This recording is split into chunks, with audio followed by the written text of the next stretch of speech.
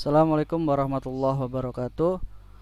Alhamdulillah wassalatu wassalamu ala Rasulillah wa ala alihi washabihi ajmain, amma ba'du. Kaifa halukum anak-anak kelas 4A dan kelas 4B. Semoga Allah Subhanahu wa taala senantiasa memberikan kita nikmat serta rahmat dan hidayahnya. Kita bersyukur kepada Allah Subhanahu wa taala, pada pagi hari ini kita masih diberikan kesempatan oleh Allah Subhanahu wa taala untuk mengikuti pembelajaran tematik. Senang sekali pada pagi hari ini Bapak masih bisa menyampaikan materi kepada kalian. Semoga kalian juga dalam keadaan sehat dan semangat selalu mengikuti pembelajaran yang disampaikan oleh Bapak guru dan Ibu guru di sekolah. Baik, anak-anak, saat ini kita sudah masuk ke tema 5 ya. Tema 5.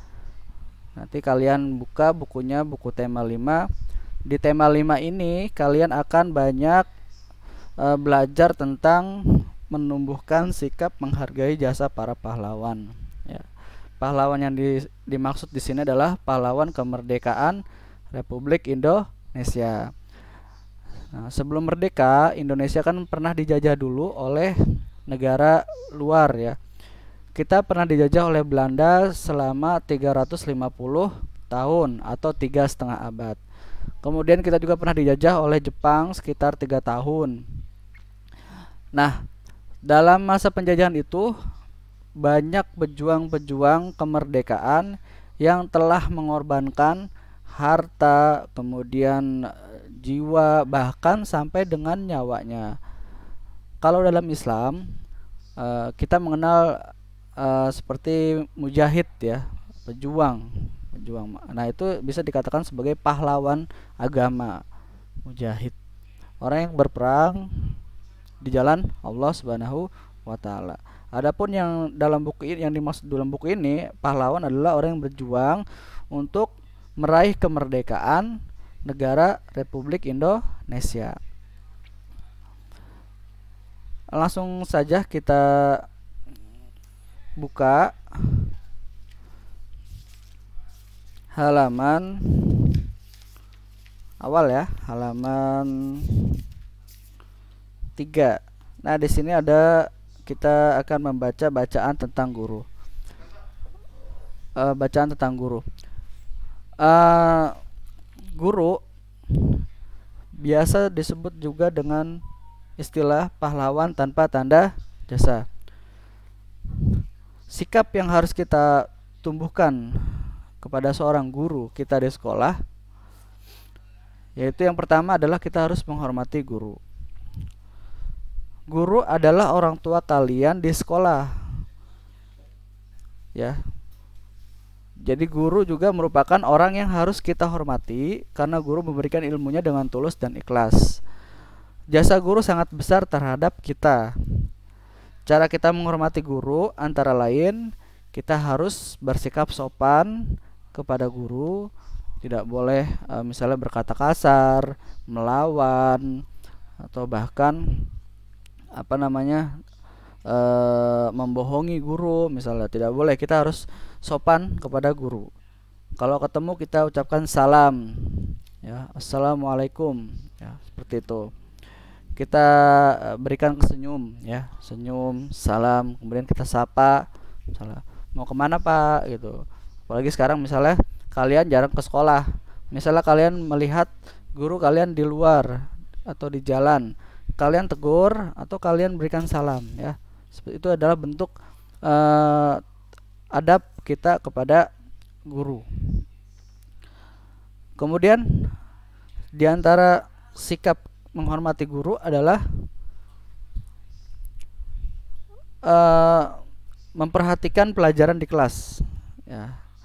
Atau kalau sekarang kalian mengikuti pembelajaran secara online, kalian perhatikan kalau ada video atau kalau ada tugas kalian kerjakan.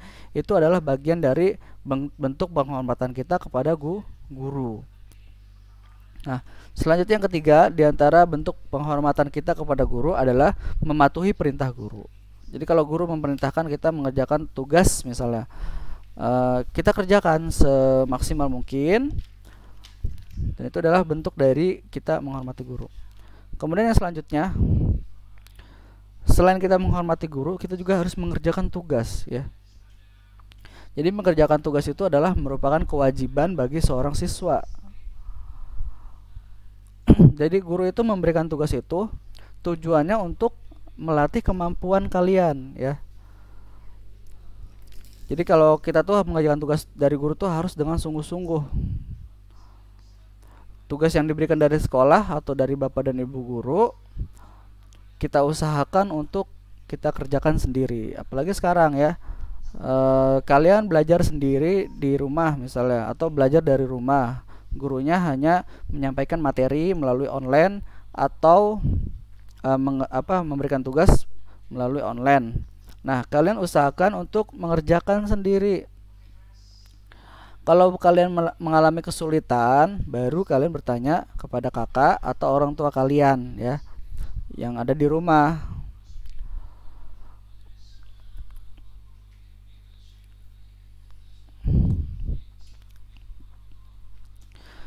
Ya, jadi kita usahakan untuk mengerjakan sendiri. Ya, kecuali memang benar-benar sulit. Jadi jangan semuanya itu dikerjakan oleh kakak atau orang tua kalian. Itu hanya kalau ada pelajaran-pelajaran atau soal-soal yang sulit baru kalian tanyakan. Tapi jangan semua soal itu dikerjakan oleh kakak atau orang tua kalian. Walaupun misalnya nilai kalian bagus, nilai kalian 100, tapi bukan kalian yang mengerjakan, itu namanya kalian tidak jujur. Kalian tidak mengerjakan tugas dengan baik. Yang mengerjakan tugas bukan kalian, tapi orang tua kalian atau kakak kalian ya. Makanya lebih baik nilai kita itu tidak bagus tapi hasil sendiri. Hasil sendiri. Usaha kita sendiri. Seperti itu ya. Apalagi lebih baik lagi nilai bagus dan hasil sendiri. Kemudian selanjutnya, selain mengerjakan tugas, kita juga harus melaksanakan tata tertib sekolah. Kalau saat ini mungkin tata tertib sekolah yang berjalan secara online ya, atau jarak jauh, yaitu seperti contoh kecilnya melakukan absensi pagi ya. Kalian harus ikuti karena itu merupakan tata tertib sekolah yang dilaksanakan pada saat ini. Kalian harus misalnya memakai seragam dan memoto, kalian kirim di classroom atau di WhatsApp ya. Kalian lakukan itu ya. Kalian lakukan dengan jujur dan dengan disiplin ya. Jadi itu untuk melatih kejujuran kalian juga. Kita lanjut ke halaman 12 ya. Di halaman 12 ini kita akan membahas tentang sifat-sifat cahaya. Sifat-sifat cahaya. Sifat yang pertama adalah bahwa cahaya itu bisa menembus benda yang bening.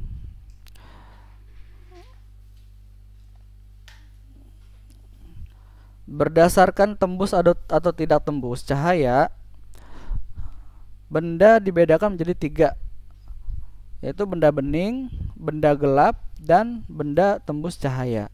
Apa sih yang dimaksud benda bening? Benda bening adalah benda-benda yang dapat ditembus oleh cahaya. Benda bening disebut juga benda transparan. Ya, contoh benda bening yaitu seperti kaca bening dan juga air jernih. Nah, itu benda bening. Kemudian yang kedua adalah benda gelap. Benda gelap adalah benda yang sama sekali tidak dapat ditembus oleh cahaya. Contoh benda gelap yaitu seperti buku, kayu, tembok, kemudian air keruh. Nah, itu adalah contoh benda gelap. Kemudian yang ketiga, benda yang tembus cahaya adalah benda yang dapat meneruskan sebagian cahaya yang mengenainya. Contoh benda tembus cahaya yaitu kain gorden, kertas, dan beberapa jenis plastik. Jadi ada 3 jenis benda ya. Ada benda bening, benda gelap, terus yang ketiga benda tembus cahaya. Nah, salah satu sifat cahaya yang pertama itu adalah cahaya bisa menembus benda yang bening. seperti tadi ya, kaca. Kalau misalnya kaca bukan kaca cermin ya, kaca biasa, cahaya itu kan bisa masuk, tembus gitu, tembus cahayanya ke dalam. Dengan catatan dia adalah benda yang bening atau benda yang dapat tembus cahaya.